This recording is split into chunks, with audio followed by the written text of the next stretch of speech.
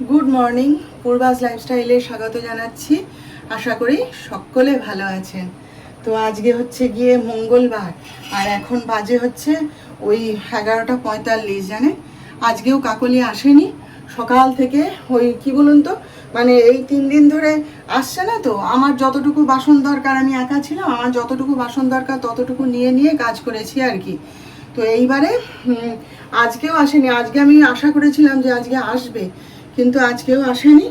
আর সকালবেলায় মা ঠাকুর থানে পুজো দিতে এসেছিলো, তখন মাকে জিজ্ঞেস করলাম, কারণ সকালবেলায় উপরে আসে তো ভোরবেলায়। তো মাকে জিজ্ঞেস করলাম কাকলি এসছে, বলে না আসেনি। ব্যাস আমি আর অপেক্ষা করিনি, জানেন। আজকে একটু ভোর ভোর উঠেছিলাম, ব্যাস সঙ্গে সঙ্গে গামলায় যত বাসন ছিল আজকে সব ধুয়ে নিয়েছি। ওই আজকে সব ধুয়ে নিয়েছি, কালকে দেখবেন চলে আসবে। কিন্তু হলে কি হবে, এখন ওই অত বাসন ধুয়েছি তো হাতটা ব্যথা করছে। আর শুধু তো বাসন ধোয়া কাজ নয় বলুন, এখন ঘর গুছানো আছে, বিছানা তোলা আছে, পুজো করলাম ঠাকুরের। তারপরে আমি নাই তো নিজে একটুখানি মাছের ঝোল ভাত একটা তরকারি খেয়ে কাটিয়ে দিয়েছি, বাকি কাজকর্ম করেছি। ওরা এসছে, ওরা তো আর সেভাবে খাবে না, আমাকে তো সেই আগের মতন সব রান্নাই করতে হবে।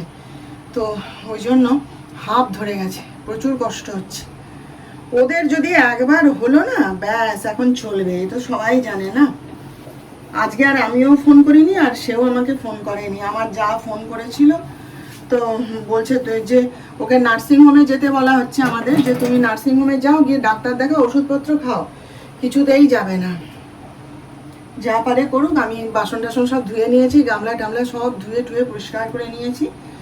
নিয়ে একা হাতে কাজ আমার, বলুন, আমাকে তো করতে হবে সময়ের মধ্যে সব কিছু। তারপরে আমার আজকে জিম আছে, আমার রিহার্সাল আছে, সেগুলোতে যখন যোগ দিয়েছি তখন আমাকে তো সেখানে সময় দিতে হবে, তাই না? তো ডাল হয়ে গেছে, ভাতটা বসিয়েছি, ভাতটাও হয়ে এসছে। আজকে তো মঙ্গলবার, দেখি কি রান্না করা যায়, কি করা যায়। চলুন আপনারা সঙ্গে থাকুন, প্রতিদিনের মতন দেখতে থাকুন। করেছিল এক্ষুনি, জানেন। তখন আমি পুজো করছি, একটা ফোন এসেছিলো, আমি আর আসন থেকে উঠিনি। তারপরে আর ফোন দেখা হয়নি। এখন আবার ফোনটা বাজতে দেখি মা আগেও ফোন করেছিল। তো জিজ্ঞেস করছে, বলে যে কাকলি কি আসেনি? আমি হ্যাঁ, উপরে কাজ করতে আসেনি, নিচে আসবে। বলে আমি ভাবলাম একা মেয়ে ছেলে কি করছে দেখো দেখি, অত কাজ একা সাথে সামলাবে কি করে। এইসব কথা টথা হচ্ছিল, সামলে যায়। আগে থেকে বলে দিলে টেনে কাজ করে নিলাম, হয়ে যায়, তাই না? কষ্ট একটু হয় ঠিকই, কিন্তু সে এখন কি করা যাবে বলুন। আর তারপরে কি বলুন তো, ঠান্ডা ঠান্ডা দিন থাকে, হয়ে যায়। মানে পাল্লা দিয়ে গরম, কাল থেকে মানে এত অসহ্য গরম পড়েছে না, যেন সে পাগলের মতো অবস্থা। ওই যে বলেছি, বৃষ্টি যখন তখন পড়বে, তখন মনে হবে বৃষ্টি হচ্ছে, বন্ধ হয়ে যায়। আর বৃষ্টি বন্ধ হয়ে গেলে এবার এমন গরম দেবে, মানে প্রাণ অতিষ্ঠ করে দেয়। যাই হোক, মায়ের সাথে একটু কথা টথা বললাম এতক্ষণ। বলে বলে যা পারো দুটো যা হোক ফুটিয়ে নাও, নিয়ে খেয়ে নাও। আর কি করবে, নইলে ভীমুকে বলো পাতা টাতা নিয়ে আসতে, তাইতে করে খেয়ে বাইরে ফেলে দাও, কত বাসন ধোবে আর। ও সে হয়ে যাবে, চটপট চটপট হয়েই যাবে কাজ, তাই না? যাই হোক, আনাজ এখনো কাটা হয়নি, আনাজটা কাটি, কেটে রান্নাটা শুরু করি, চটপট করে ফেলি। জানি যিশুর শরীরটা আমার খারাপ হয়েছে। ওই যে বাইরে গেলেই তো শরীর খারাপ হবে, তাই না? বলছে মা গা হাত পা ব্যথা করছে, জ্বর জ্বর মতন লাগছে, আর গলাটা বসে গেছে। ও আসলে ঠিকই বলেছে, বলে ওই যে একবার এসিতে ঢুকছি, একবার গরম, আর গরম তো। সেদিন ফোন করছিল ওখান থেকে, স্টেশনে বসে আছে, বলছে মা ফাটিয়ে দিচ্ছে গরমে, যেন মরে যাবো, এত গরম। তো গরমটা তো পড়েইছে। শুনলাম নাকি বৃষ্টি হবে আবার, কি জানি, ওই তো মেঘলা করে আসছে, দেখা যাক, যা হবে হবে। তো যাই হোক, ছেলেটার শরীরটা খারাপ হয়েছে বেশ।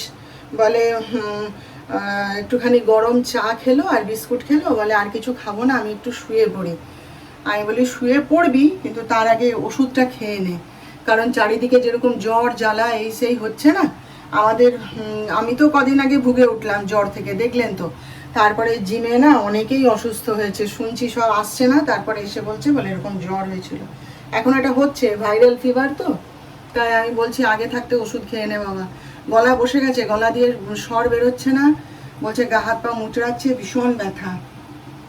পেটটাও গন্ডগোল হয়েছে। বাইরে গেলে তো হবেই, তাই না? বাইরে গেলেই হবে ওটা। তো যাই হোক, তাড়াতাড়ি রান্না করে আমি শুয়ে পড়, দুটো ভাত খাবি, আমি রান্নাটা সেরে নিই, ডেকে দেবো, উঠে দুটো ভাত খেয়ে আবার রেস্ট নিই, আজকে সারাদিন বিশ্রাম নেই। কালকে এসে তো আর দাঁড়াতে পারছে না, কথা বলতে পারছে না, এমন অবস্থা। আমি বলি চট করে গল্প করতে বসেছিল খাটের উপরে, তারপরে দেখি না শুয়ে পড়ছে, বারবার শুয়ে পড়ছে।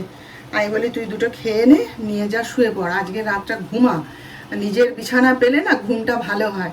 আমি বলি যা, আমি বিছানা টিছানা সব গুছিয়ে পরিষ্কার করে চাদর টাদর বদলে রেখে দিয়েছি, যা শুয়ে পড়, এসিটা চালিয়ে দিয়ে কালকে সকালে উঠে কথা হবে।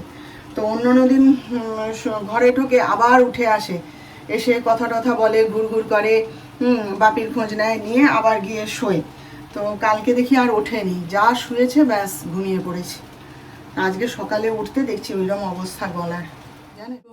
বাজে এখন প্রায় 3:15।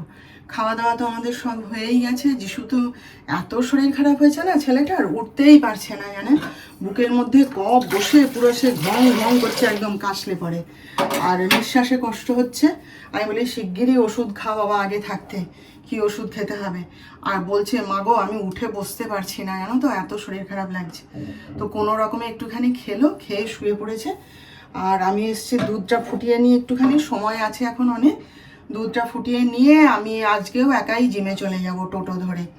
ও বিশ্রাম নিক, তা আর বাদ বাকি যা সব কাজ আছে এখন থাক, আর পারছি না, একটু দুধটা ফুটিয়ে নিয়ে বিশ্রাম নিয়ে নিই। ডাক্তার সাহেবও খেতে চলে এসছে, দিয়ে আবার জিম থেকে আজকে তাড়াতাড়ি ফেরত চলে আসবো, জানেন। এসে পরে যা যা কাজ আছে সব কমপ্লিট করে তারপরে সন্ধ্যা টন্ধা দিয়ে ধীরে সুস্থে আবার নাই তো রিহার্সালে যাব। তো একটুখানি দুধটা ফুটিয়ে নিয়ে 5টা মিনিট একটু বিশ্রাম করে তারপরে ধীরে সুস্থে বেরোবো আবার। মাত্র ফিরলাম জিম থেকে, এখন কটা বাজে, 6:05 হয়ে গেছে। টোটো করেই চলে এসেছি। তো আজকে প্রচুর এক্সারসাইজ হয়েছে। আজকে আর যন্ত্রপাতিতে করিনি, ওই নিচেই আমরা সবাই মিলে করেছি, কার্ডিও করেছি, করে তারপরে ট্রেডমিলে হেঁটে সাইক্লিং করে ভাইব্রেশন নিয়ে পালিয়ে এসেছি। হাততলায় আর যাইনি, কারণ আজকে আর সময় নেই, আর শরীরটাও ভালো লাগছিল না। তো সব দিকেই তো সামাল দিতে হবে, বলুন, একটা নিয়ে পড়ে থাকলে কি আর হবে। তো এই যে ফিরলাম, এবারে ড্রেস চেঞ্জ করে ঘর ঠর ঝাঁট দিয়ে সন্ধ্যা দেখায় কি রান্না হবে তার জোগাড় করে দিয়ে টিয়ে আমার তো যেতে হবে। সে তো একদম 7টা নাই বাজতেই লাফাবে, ফোনের পর ফোন আসবে। ওই জন্য আমাকে তো সব দিক সামাল দিয়ে তারপরে তো চলতে হবে, তাই না। সেই জন্যে আজকে আর করিনি বেশি এক্সারসাইজ। অন্যদিন 6টার সময় বেরোই, আজকে 5:30, 5:40 বেরিয়ে পড়েছি। তো চলুন একটুখানি বিশ্রাম নিয়ে নিই। আর এত গরম না, শরীর খারাপ লাগছে। এসিটা চালিয়ে একটু বসলাম, একটুখানি মানে ফ্রি হয়ে নিই, একটু মুখ হাত ধুয়ে তারপর আবার রেডি হয়ে যাব। হোস্টেল থেকে ফিরে ভিডিওটাকে আপলোড করে আবার রান্নাঘরে এসে ঢুকেছি। তখন কণাকে রুটি করতে দিয়ে চলে গেছিলাম, আর ওরা বলেছিল যে আলুর তরকারি খাবে, ওদের কিছু ভালো লাগছে না মুখে। তো সে আলুর তরকারি তো কণা পারবে না করতে, ওরা যেরকম পছন্দ করে, তাই বলি ঠিক আছে আমি এসে করে দেবো। তো আজকে তো নিরামিষ, তো এক্ষুনি ওদের জন্য আলুর চচ্চড়ি করলাম, করে আমার জন্যও তরকারি কিছু করা ছিল না। তো এই যে একটুখানি বিনসের তরকারি বসিয়েছি। এটা হয়ে গেলে এখন প্রায় 10:30 বাজে, জানেন। এটা হয়ে গেলে খাওয়া দাওয়া করব। আজকে তখন 9টা, সেই সময় রিহার্সাল থেকে চলে এসেছি, তখনও ওখানে সবাই হই হই করছে। আসলে কি বলুন তো, সবাই তো কাছে পিঠে থাকে, ওই জন্য ওদের অসুবিধা হয় না। তখনও সবাই হই হুল্লোড় করছে, চিৎকার চব্য করছে। আমি বলি আমি আসি, বলে চলে যাবি কি রে, এখন এখানে আলোচনা চলছে। আমি না গো, অনেকটা দূর আমার বাড়ি, 9টা বেজে গেছে। আর এমন নয় যে যিশু আজকে যেতে পারবে, ওর শরীর ভালো নেই, না হলে ও নিয়ে চলে আসে বাইকে করে। আর ডাক্তার সাহেবও রিহার্সালে গেছে, সেও আমাকে আনতে পারবে না। আমি না, 9টা বেজে গেছে, আর এই দিকটাতে আমি পুরো একা, জয়ন্তীদিও এখনো আসেনি।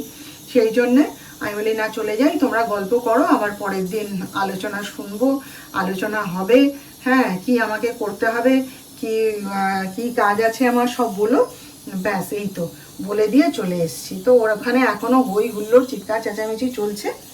আর তারপরে ওই যে বললাম যে শুধু একটা জিনিস নিয়ে বসে থাকলেই তো আর আমার হবে না, একটা কাজ নিয়ে বসে থাকলে তো আর আমার চলবে না, আমাকে সব দিকে সমান তালে সামাল দিতে হবে, তাই তো। সেই জন্যেই আরও আমি দৌড়ে বাড়ি চলে এলাম, টোটো করেই চলে এসেছি।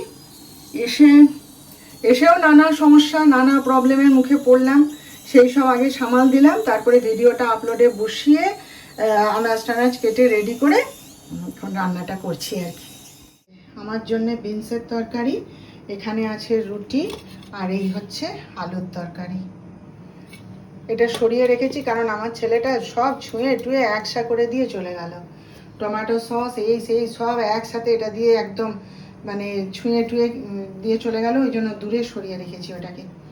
তো যাই হোক, তাহলে আজকের মতন রাখি, আবার দেখা হবে। আপনারা ভালো থাকবেন, আর আজকের ভিডিওটা ভালো লাগলে একটা লাইক শেয়ার ও সাবস্ক্রাইব করে প্লিজ জানিয়ে দেবেন।